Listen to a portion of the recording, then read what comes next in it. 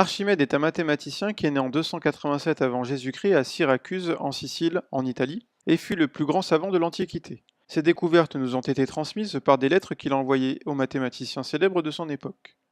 Nous le connaissons d'abord pour avoir donné une très bonne approximation du nombre pi en utilisant la géométrie et la méthode d'exhaustion empruntée à Eudoxe de Cnide. Cette méthode consiste à encadrer un cercle de rayon 1 par des polygones réguliers dont il sait calculer le périmètre de façon précise. Il a alors encadré le cercle par des polygones à 96 côtés pour obtenir une approximation de pi relativement fine. Archimède généralisera et perfectionnera la méthode pour de nombreux calculs d'air et de volume. Avec cette même méthode, il a montré par exemple qu'une boule inscrite dans un cylindre occupe les 2 tiers de son volume. Cette preuve aurait demandé tant d'efforts à Archimède qu'il fait le vœu que l'on grave sur sa tombe une sphère inscrite dans un cylindre. Par la suite, en physique, il étudie la statique, la mécanique, l'hydrostatique et l'optique. Et nous lui devons bien entendu la poussée d'Archimède.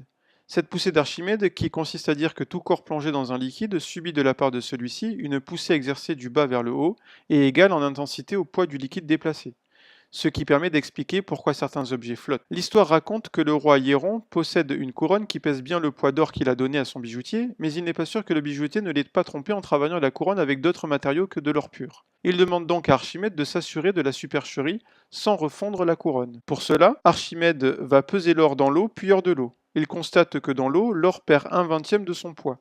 Il fait la même expérience avec la couronne du roi et s'aperçoit que dans l'eau, la couronne perd plus d'1/20 de son poids.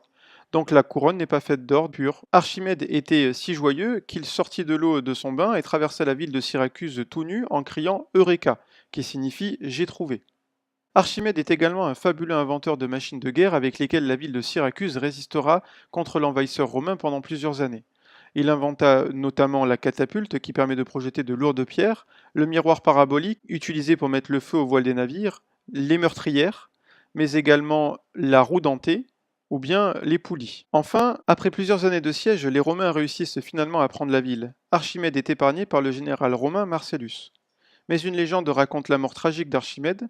En effet, traçant des figures sur le sol, il a été troublé par un soldat romain et lui a dit « Tu déranges mes cercles ».